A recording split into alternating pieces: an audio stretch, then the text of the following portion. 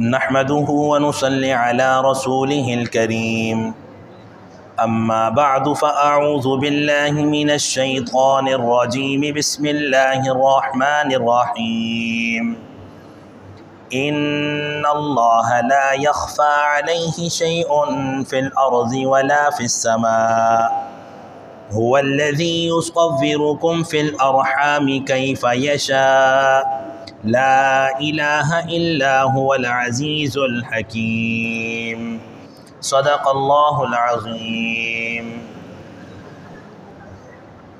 ان اللہ بے شک اللہ تعالی لا یخفی علیہ کچھ بھی مخفی نہیں ہے ان پر، شیء کسی چیز میں سے، فی الارض زمین میں، ولا فی السماء اور نہ آسمان میں، هو الذی اللہ تعالیٰ ہی وہ ذات ہیں، یصورکم فی الارحام جو تمہاری شکلیں بناتے ہیں ماؤں کے رحموں میں، کیف یشاء جیسے چاہتے ہیں، لا الہ الا ہو نہیں ہے کوئی معبود سوائے اللہ تعالیٰ کے، العزیز غالب ہیں، الحکیم حکمت والے ہیں۔ اللہ سبحانہ و تعالیٰ نے انسان کو جو پیدا کیا ہے، اگر انسان اپنی پیدائش پر غور کرے کہ کیسے اللہ تعالیٰ نے اسے ماں کے پیٹ میں اس کی پرورش کی ہے، اور کیسے اربوں کھربوں انسانوں میں اللہ تعالیٰ نے اسے دوسروں سے منفرد اور الگ بنایا ہے، کہ پوری کائنات میں دو آدمیوں میں سے ایک دوسرے کے ساتھ 100% نہیں ملتا، بلکہ ہر ایک دوسرے سے مختلف اور منفرد ہے۔ جب اسی بات کو انسان سمجھ لے تو اس کے لیے یہ تسلیم کرنا آسان ہے کہ یہ سارے کے سارے معاملات اور ساری کی ساری چیزیں یہ اللہ وحدہ لا شریک کی قدرت اور حکمت ہیں، کہ جن کے تحت اللہ تعالیٰ یہ سارے تصرفات کرتے ہیں۔ اور پھر اللہ سبحانہ و تعالیٰ نے قرآن کریم میں بہت سی آیات، بہت سے واقعات کے پس منظر میں بیان فرمائی ہیں۔ چنانچہ سن 8 ہجری میں جب مکہ مکرمہ فتح ہوا تو اس وقت مکہ مکرمہ کی حیثیت روئے زمین پر وہ دارالخلافہ اور مرکز کی تھی، اور آپ کے علم میں ہے کہ جب کسی جگہ دارالخلافہ اور مرکز فتح ہو جائے تو پورے علاقے کو، پورے ملک کو فتح سمجھا جاتا ہے۔ تو جب مکہ مکرمہ فتح ہو گیا تو یوں سمجھیں کہ پورے عرب پر اسلام کا جھنڈا لہرا دیا گیا، اور پورا کا پورا عرب اسلام کے سائے تلے آ گیا۔ جب مکہ مکرمہ فتح ہو گیا تو اللہ تعالیٰ نے اس کے ساتھ ساتھ مدینہ طیبہ، طائف اور خیبر یہ سب علاقوں پر اسلام کا غلبہ کر دیا۔ اس کے ساتھ 2 علاقے تھے، ایک یمن کا علاقہ تھا جہاں یہودی آباد تھے، اور یہودی بڑی چالاک قوم ہے، انہوں نے جب دیکھا کہ مسلمان غالب آ گئے ہیں تو جو شرائط حضرت صلی اللہ علیہ وسلم نے کفار کے لیے رکھیں وہ سب خاموشی سے مانتے چلے گئے، اور جو قانون انہیں پتہ چلتا خاموشی سے مانتے رہے۔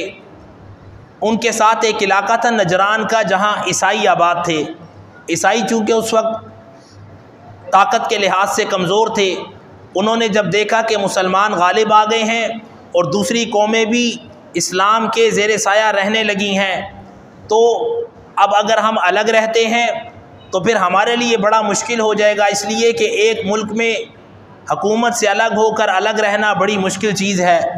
تو انہوں نے آپس میں مشورہ کیا کہ ایسا کرتے ہیں کہ چند افراد پر مشتمل ایک وفد تیار کرتے ہیں، اس وفد کو حضرت محمد صلی اللہ علیہ وسلم کی خدمت میں بھیجتے ہیں، جو وفد جا کر ان سے یہ عرض کرے کہ ہم آپ کی رعیت میں رہنے کے لیے تیار ہیں، آپ نے جتنے بھی قوانین ہیں جو آپ نے بنائے ہیں وہ ہمیں بتا دیجئے، ہم ان پر عمل کریں گے، آپ ہماری حفاظت کے جو حقوق ہیں وہ آپ ادا کریں۔ لہٰذا انہوں نے ایک وفد تیار کیا 60 افراد پر مشتمل، جس میں ان کے بڑے بڑے سیاسی لیڈر، مذہبی پیشوا اور وڈیرے شامل تھے۔ وہ 60 افراد پر با اثر وفد مشتمل جو تھا وہ مدینہ طیبہ ہے، تمام 60 کے 60 افراد، اور جب وہ سب آ گئے تو اب انہوں نے پتہ کیا کہ حضرت محمد صلی اللہ علیہ وسلم کون اور کہاں ہیں۔ انہیں بتایا گیا کہ وہ اپنے حجرہ مبارک میں ہیں۔ جب وہ گئے اور دیکھا کہ ایک چھوٹا سا حجرہ ہے اور اس کے باہر کوئی پہرے دار محافظ بھی نہیں ہے، تو بڑے حیران ہوئے کہ اتنی بڑی زمین پر فتح کرنے کے بعد ایسا عظیم حکمران اور حاکم کہ جس کے باہر کوئی پہرے دار اور محافظ بھی نہیں اور ایک چھوٹے سے کمرے میں رہائش پذیر ہیں، تو بڑے حیران اور متاثر ہوئے۔ جب ان کی ملاقات ہوئی حضرت صلی اللہ علیہ وسلم سے تو اس دوران کچھ گفتگو ہوئی، اور اس گفتگو کے دوران پھر انہوں نے علمی گفتگو بھی کی، اور علمی گفتگو میں ان کے جتنے بھی مذہبی پیشوا تھے وہ پیش تھے۔ چنانچہ ان کا جو بڑا پادری تھا ابو حارثہ بن علقمہ، وہ گفتگو کے دوران کہنے لگا کہ ہم تو عیسیٰ علیہ السلام کو اللہ کا بیٹا اور اللہ کا شریک مانتے ہیں۔ حضرت صلی اللہ علیہ وسلم نے فرمایا کیا اللہ تعالیٰ کو کسی نے پیدا کیا ہے؟ کہنے لگے نہیں۔ کہا حضرت عیسیٰ علیہ السلام پیدا ہوئے ہیں؟ کہنے لگے جی ہاں۔ پھر فرمایا اللہ تعالیٰ کی والدہ ہیں اور کیا وہ والدہ کے پیٹ میں رہے ہیں؟ کہنے لگے نہیں۔ پھر کہنے لگے کیا حضرت عیسیٰ علیہ السلام کی والدہ ہیں اور وہ ان کے پیٹ میں رہے ہیں؟ کہنے لگے جی ہاں۔ پھر آپ صلی اللہ علیہ وسلم نے فرمایا کیا حضرت عیسیٰ علیہ السلام کھاتے پیتے تھے؟ وہ کہنے لگے جی ہاں۔ پھر اللہ تعالیٰ کے متعلق جب پوچھا تو کہنے لگے کہ اللہ تعالیٰ تو کھاتے پیتے نہیں ہیں۔ پھر حضرت صلی اللہ علیہ وسلم نے فرمایا کیا حضرت عیسیٰ علیہ السلام سب کچھ جانتے ہیں؟ کہنے لگے نہیں۔ حضرت صلی اللہ علیہ وسلم فرمانے لگے اور اللہ تعالیٰ کے بارے میں تمہارا کیا خیال ہے کہ وہ سب کچھ جانتے ہیں؟ کہنے لگے جی ہاں۔ حضرت صلی اللہ علیہ وسلم فرمانے لگے کہ حضرت عیسیٰ علیہ السلام آپ کے خیال سے سب کچھ جانتے ہیں یا کچھ جانتے ہیں؟ کہنے لگے نہیں، حضرت عیسیٰ علیہ السلام صرف اتنا علم رکھتے ہیں جو اللہ تعالیٰ نے انہیں عطا کیا ہے۔ حضرت صلی اللہ علیہ وسلم فرمانے لگے اللہ تعالیٰ کو فنا ہے یعنی ان کو موت آئے گی؟ کہنے لگے نہیں۔ پھر فرمایا حضرت عیسیٰ علیہ السلام کو فنا ہے؟ کہنے لگے یاتی علیہ الموت، ان پر موت آئے گی۔ اور یہ یاتی علیہ الموت کے الفاظ تفسیر ابن جریر، تفسیر طبری اور تفسیر روح المعانی میں مذکور ہیں۔ فرمانے لگے کہ حضرت عیسیٰ علیہ السلام کو جب فنا ہے اور موت آنی ہے تو پھر وہ اللہ کے بیٹے اور اللہ کے شریک کیسے ہوئے؟ تمام مذہبی پیشواؤں کو عیسیٰ علیہ السلام کو جو رب کا بیٹا اور شریک سمجھتے تھے اس کا جواب نہ آیا اور وہ لاجواب ہو گئے۔ پھر کہنے لگے، بات کو انہوں نے بدلا اور بے بس ہو کر کہنے لگے ہم تو اس لیے حاضر ہوئے ہیں کہ ہم آپ کے سامنے اپنے آنے کا یہ مقصد بیان کریں کہ ہم اس لیے اپنے آپ کو کمزور سمجھے ہوئے ہیں کہ ہمارے پاس طاقت نہیں ہے، لہٰذا ہم آپ کے پاس آ گئے ہیں۔ آپ ہمیں اپنی رعیت میں شامل کر لیجئے اور اپنی شرائط جو آپ نے طے کی ہیں وہ بتا دیجئے اور آپ ہمارے حقوق کے ضامن بن جائیے۔ ہم 60 افراد ہیں، سب سے پہلے ہماری رہائش کا انتظام کر دیجئے۔ حضرت صلی اللہ علیہ وسلم نے فرمایا ہمارے پاس تو اتنے وسائل نہیں کہ ہم 60 افراد کو ایک ساتھ رکھ سکیں۔ صحابہ اکرام سے مشورہ کیا، صحابہ اکرام علیہم الرضوان کہنے لگے ہم ایسا کرتے ہیں کہ 2-2 3-3 افراد اپنے ساتھ رکھ لیتے ہیں تاکہ ہمارے لیے ان کی خدمت بھی آسان ہو اور رکھنا بھی آسان ہو۔ حضرت صلی اللہ علیہ وسلم کو یہ مشورہ بڑا پسند آیا۔ آپ صلی اللہ علیہ وسلم نے ان کا جو امیر تھا عاقب، اس سے کہا کہ ہم اکٹھے تو نہیں رکھ سکتے، یہ کر سکتے ہیں کہ 2-2 3-3 افراد ہمارے جو ساتھی ہیں وہ اپنے پاس رکھ لیں گے۔ انہوں نے مشورہ کیا اور مشورے میں کہنے لگے کہ جو صحابہ ہیں حضرت محمد صلی اللہ علیہ وسلم کے، یہ بڑے با اخلاق ہیں اور یہ تبلیغ دین کا کوئی موقع ہاتھ سے جانے نہیں دیتے اور سچ بات دل پر اثر کرتی ہے۔ ایسا نہ ہو کہ جو ہمارے ساتھ افراد آئے ہیں کہیں یہ مسلمان ہو جائیں اور ان کا کلمہ پڑھ کے انہی کے ساتھ شامل ہو جائیں۔ ہم پہلے ہی طاقت میں کمزور ہیں، افراد کم ہو گئے تو اور کمزور ہو جائیں گے۔ تو وہ کہنے لگے نہیں، ہم رہیں گے تو اکٹھے رہیں گے، الگ الگ ہم نہیں رہ سکتے۔ حضرت صلی اللہ علیہ وسلم اس بارے میں پریشان ہو گئے۔ پھر فرمایا کہ ہمارے پاس تو مسجد نبوی ہے، ہم یہیں ٹھہرا سکتے ہیں۔ وہ کہنے لگے ہاں ہم یہیں ٹھہر جائیں گے۔ چنانچہ وہ مسجد نبوی میں ٹھہر گئے پھر کہنے لگے ہم نے تو اپنی نماز بھی پڑھنی ہے۔ ان کا خیال یہ تھا کہ یہ سختی کریں گے اور اپنی اس مقدس جگہ پہ ہماری اپنی نماز نہیں پڑھنے دیں گے۔ حضرت صلی اللہ علیہ وسلم نے فرمایا کہ آپ اپنی نماز بھی پڑھ لیں۔ پھر وہ جب وہاں رہنے لگے، نمازیں بھی پڑھنے لگے، تو آپس میں گفتگو کرنے لگے کہ ہم تو شراب بھی پیتے ہیں، کہ ہمیں وہ بھی ملے گی؟ صحابہ اکرام علیہم الرضوان کو جب پتہ چلا تو کہنے لگے خبردار، ایسی کوئی بات نہ کرنا جو ہمارے مذہب میں جائز نہیں ہے، نہ تمہیں شراب ملے گی نہ خنزیر کا گوشت ملے گا، ہاں ہم تمہاری جو حلال رزق میں سے خدمت کر سکتے ہیں وہ ضرور کریں گے۔ البتہ انہوں نے اپنی تمام شرائط سنی، اور پھر یہ جو تمام معاملہ تھا جو انہوں نے اپنے مذہبی پیشواؤں کے ذریعے پیش کیا تھا اپنے عقیدے کا، وہ اللہ تعالیٰ نے اس کے ضمن میں آیات نازل فرمائیں کہ تم جو کہتے ہو کہ عیسیٰ علیہ السلام اللہ کے بیٹے ہیں اور اللہ کے شریک ہیں، تو تمہارا یہ کہنا اس وجہ سے ہے کہ ان کے والد نہیں تھے، وہ صرف ماں کے بطن سے پیدا ہوئے بغیر والد کے واسطے کے۔ تو پھر تو اگر یہ بات ہے کہ جس کا والد نہ ہو والدہ ہو تو وہ اللہ کا بیٹا ہے، تو پھر تو حضرت آدم علیہ السلام جن کے نہ والد تھے نہ والدہ، ان کا بیٹا بننا تو زیادہ حقدار تھا، لیکن انہیں کوئی بھی اللہ تعالیٰ کا بیٹا نہیں سمجھتا۔ تو جو بغیر ماں باپ کے اللہ کا بیٹا نہیں بنا، تو جس کی والدہ موجود ہو، واسطہ موجود ہو، وہ کیسے اللہ کا بیٹا بن سکتا ہے؟ لہٰذا پہلا تمہارا دعویٰ یہ غلط کہ تم نے سوچ ہی غلط رکھی کہ والد نہیں ہے تو اللہ تعالیٰ ان کے والد بن گئے، تو یہ بات ایک طرف ہو گئی۔ ہاں تم یہ جو سوچتے ہو کہ اللہ تعالیٰ نے بغیر والد کے پیدا کیا، تو یہ تو بے شک اللہ تعالیٰ کرتے ہیں کہ بچہ والد کے واسطے سے دنیا میں آتا ہے، لیکن اللہ تعالیٰ کا یہ کوئی قانون نہیں ہے کہ صرف ایسا ہی ہوگا کہ والد ہوگا تو بیٹا ہوگا۔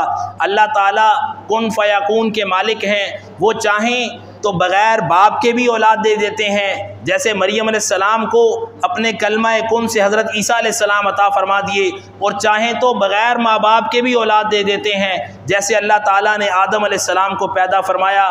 تو تم جس غلط فہمی کا شکار ہو وہ اب دور ہو چکی ہے، اب لہٰذا اپنے عقیدے سے باز آ جاؤ، اور اگر نہیں آؤ گے تو اللہ تعالیٰ کی پکڑ بڑی سخت ہے۔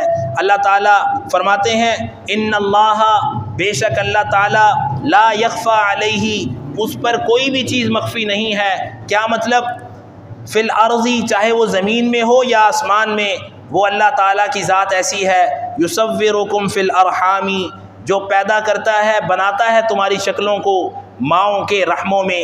اللہ تعالیٰ کو علم ہے کہ بیٹا ہوگا کہ بیٹی، اور صحیح ہوگا کہ صحیح نہیں ہوگا، یعنی صحیح الاعضاء ہوگا یا غلط الاعضاء ہوگا، ناقص الاعضاء ہوگا، اور زندہ ہوگا کہ مردہ ہوگا، اور اس کی دنیاوی زندگی کیسی ہوگی اور ماں کے رحم کی زندگی کیا ہے۔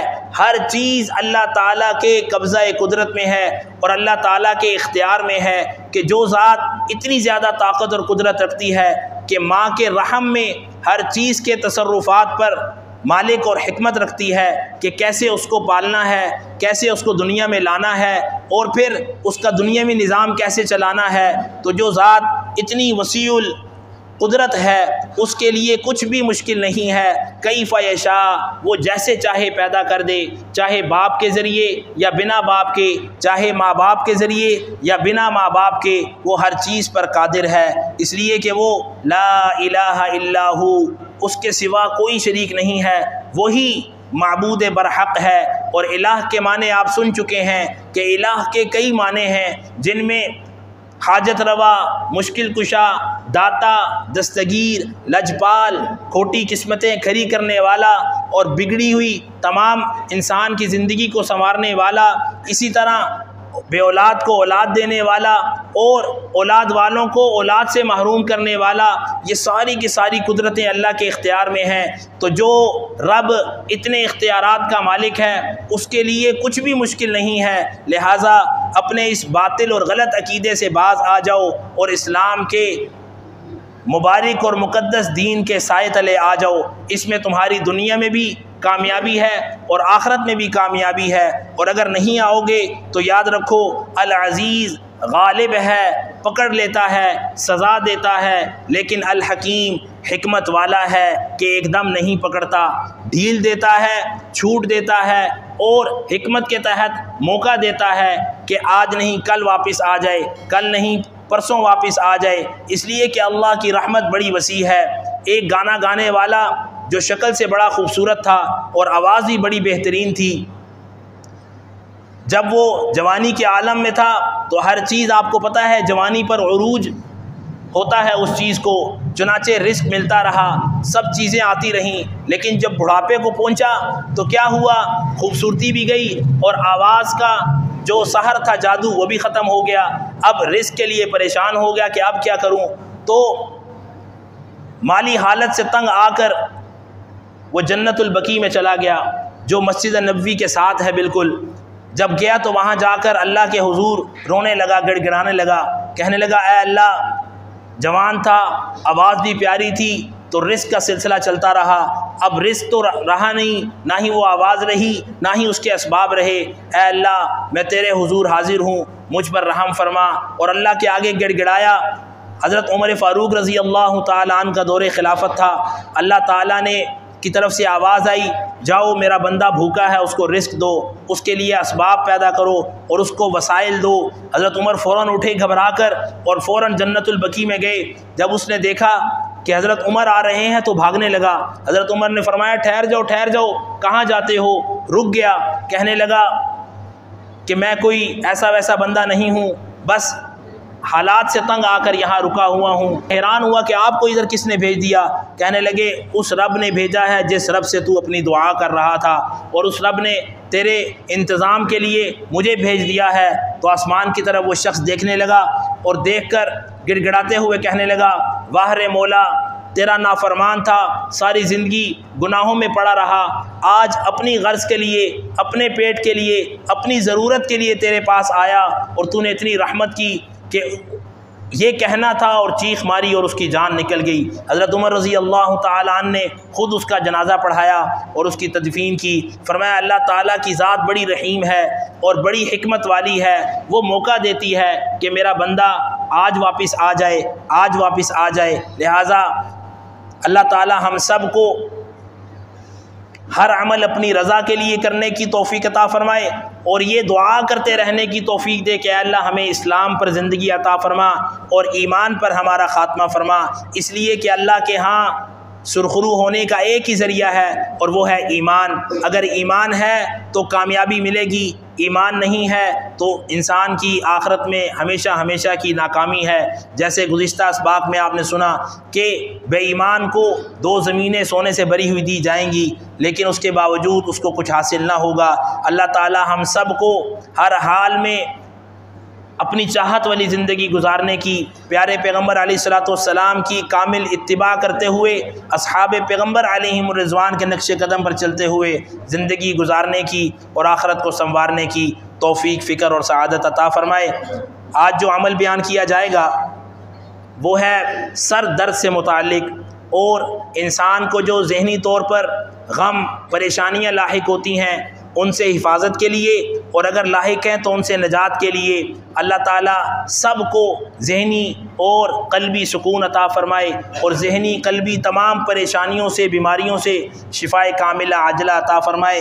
جو شخص ہر فرض نماز کے بعد سیدھا ہاتھ سر پر رکھ کر بسم اللہ الذی لا الہ الا هو الرحمن الرحیم اللہم اذہب عنی الہم والحزن یہ ایک مرتبہ پڑھے اور اللہ تعالیٰ سے دعا بھی کرے اور سیدھے ہاتھ پر دم کر کے پورے سر پر اپنے پھیر لے، تو اللہ تعالیٰ اس عمل کے کرنے والے کو ہر طرح کے ذہنی پریشانیوں، دکھوں اور آزمائشوں سے اپنی حفاظت عطا فرماتے ہیں۔ اور اگر کسی شخص کو سر درد ہو یا رہتا ہو وہ بھی، اور جس کو نہیں ہے وہ بھی کر سکتا ہے کہ اللہ اس کی حفاظت فرمائے۔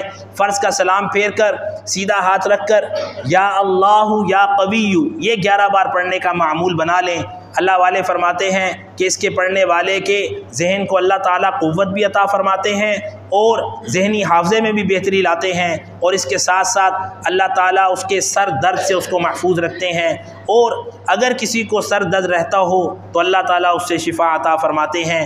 اسی طرح اگر کوئی چاہتا ہے کہ اپنے پاس کوئی ایسی چیز لکھ کر رکھ لے کہ جب درد ہو یا جس جگہ درد ہو اس جگہ وہ رکھ لے اور اللہ تعالیٰ شفا عطا فرمائے، تو ایک پرچی لے کر اس پر الاسلام حق والکفر باطل، یہ ایک بار لکھ کر اس کو تعویذ بنا کر اپنے پاس رکھ لیں، اور جب کبھی درد ہو سفر میں حضر میں تو آپ اس کو اس جگہ پر رکھیں۔ یہ بڑا مجرب عمل ہے، اللہ تعالیٰ اس کی برکت سے شفا عطا فرماتے ہیں۔ اور یہ بات پہلے بھی میں عرض کر چکا کہ عقیدہ اور یقین تعویذ پر نہیں رکھنا، وہ اللہ کی ذات پر ہی رکھنا ہے۔ یہ صرف اللہ والوں کا ایک عمل ہے جس سے انہوں نے فائدہ اٹھایا ہے، تو وہ عام کر دیتے ہیں کہ عام عوام بھی اس سے فائدہ اٹھا سکے۔ تو اللہ تعالیٰ اس طرح کے جتنے بھی اعمال اور قرآنی وظائف ہیں یا دینی وظائف ہیں، شرعی وظائف ہیں، ان سے ہمیں فائدہ اٹھانے کی توفیق عطا فرمائے۔ اسی طرح اگر کوئی چاہتا ہے کہ قرآنی آیات پڑھ کر اللہ تعالیٰ سے سر درد سے شفا حاصل کرے تو سورۃ الفاتحہ اس سلسلے میں سب سے مجرب ہے۔ آپ نے وہ واقعہ بھی سنا ہوگا کہ صحابہ کا ایک لشکر واپس آ رہا تھا ایک جنگ سے، تو ایک علاقے میں پڑاؤ کیا اور اس علاقے والوں نے داخل نہ ہونے دیا، تو انہوں نے اس علاقے کی سرحد پر اپنا قیام کیا۔ اللہ کی کرنی کہ اس علاقے کے جو سردار تھے اس کے سر میں درد ہوا، اس نے اپنے علاقے کے تمام اطباء، ڈاکٹرز اور معالجین اور حکماء کو اکٹھا کیا اور ان سب نے اس کا علاج کیا، لیکن اسے آرام نہ آیا۔ پھر ان میں سے کسی نے مشورہ دیا کہ وہ جو کچھ افراد ہمارے شہر میں علاقے میں داخل ہو رہے تھے ہم نے داخل نہیں ہونے دیا، ان میں سے کسی سے جا کے پوچھا جائے کہ آیا ان میں کوئی علاج کر سکتا ہے۔ چنانچہ سردار کے سر درد کا مسئلہ تھا، انہوں نے فوراً نمائندہ بھیجا اور ان سے کہا کہ تم میں کوئی سر درد کا علاج کر سکتا ہے؟ تو صحابہ کے جو اس وقت کے امیر تھے انہوں نے کہا کہ ہم کریں گے ضرور، لیکن اس کا کچھ ہدیہ لیں گے۔ چنانچہ انہوں نے چند بکریوں کے عوض جا کر ان کے سر میں درد جو تھا اس کے لیے دم کیا اور 7 مرتبہ سورۃ الفاتحہ پڑھ کر اس کے سر میں دم کیا، اللہ تعالیٰ نے شفا دے دی۔ وہ بکریاں لے کر واپس آئے، انہوں نے استعمال نہیں کی کہ حضرت صلی اللہ علیہ وسلم کی خدمت میں حاضر ہو کر آپ سے پہلے مشورہ کریں گے، پوچھیں گے کہ آیا یہ جائز ہے کہ نہیں۔ آپ صلی اللہ علیہ وسلم کی خدمت میں حاضر ہوئے اور آ کر فرمانے لگے کہ ایسا واقعہ ہوا ہے اور ہم نے سر درد پر جو دم کرنا تھا اس کے عوض یہ بکریاں لی ہیں، تو کیا یہ ہمارے لیے جائز ہیں؟ حضرت صلی اللہ علیہ وسلم نے فرمایا اس میں سے میرا حصہ کہاں ہے؟ تو یہ اس چیز کا کہنا تھا کہ ایسا کرنا یہ جائز ہے۔ اگر کوئی کسی چیز پر جیسے عام طور پہ لوگ لے لیتے ہیں کسی پڑھنے پڑھانے پر یا تعویذ پر، تو اس صورت میں جائز ہے کہ آیا ان کے لیے ضرورت بھی ہو اور وہ لے سکتے ہیں، یعنی گنجائش ہے۔ تو بتانا یہ مقصود ہے کہ سورۃ الفاتحہ انتہائی مجرب عمل ہے اور یہ صحابہ اکرام علیہم الرضوان کا آزمودہ عمل ہے۔ 7 مرتبہ سورۃ الفاتحہ پڑھ کر سر پہ درد جو ہے اس پہ دم کیا جائے، اللہ تعالیٰ شفا عطا فرماتے ہیں۔ اللہ تعالیٰ ہم سب کو یہ تمام اعمال اپنی ذات پر یقین کامل کے ساتھ کرنے کی توفیق عطا فرمائے اور ان اعمال کی پوری برکتیں، فضیلتیں، سعادتیں ہم سب کو عطا فرمائے۔ اللہ تعالیٰ ہم سب کا حامی و ناصر ہو، آمین یا رب العالمین۔ بسم اللہ الرحمن الرحیم، الحمد للہ رب العالمین والعاقبۃ للمتقین والصلاة والسلام علی محمد وآلہ واصحابہ اجمعین۔ یا رب کریم اپنی رحمت سے ہمارے گناہوں کو معاف فرما، ہر عمل میں اپنی رضا اور اخلاص عطا فرما، جو کہا سنا گیا اپنی بارگاہ میں قبول فرما۔ قرآن کریم کا جو علم سیکھا ہے اس پر عمل کی توفیق عطا فرما، جو نہیں آتا یا رب کریم اسے سیکھنے کی توفیق عطا فرما، تا زندگی اپنے احکامات کی روشنی میں پیارے پیغمبر علیہ السلام کی مبارک تعلیمات پر چلتے ہوئے اصحاب پیغمبر علیہم الرضوان کے جتنے بھی کیے ہوئے اعمال ہیں ان کو کرتے ہوئے زندگی گزارنے کی اور آخرت کو سنوارنے کی توفیق، فکر اور سعادت عطا فرما۔ یا رب کریم اس پڑھنے پڑھانے کی، اس عمل خیر کی تمام برکتیں ہم سب کو عطا فرما، اور یا رب کریم پیارے پیغمبر علیہ السلام کی شفاعت اور قرآن کی سفارش نصیب فرما۔ جو کچھ مانگا ہے وہ بھی عطا فرما، جو نہیں مانگ سکے تو بہتر جانتا ہے، ہم سب کی دینی دنیاوی جائز ضرورتوں کو اپنے غیب کے خزانوں سے پورا فرما۔ سبحان ربک رب العزت عما یصفون وسلام علی المرسلین والحمد للہ رب العالمین۔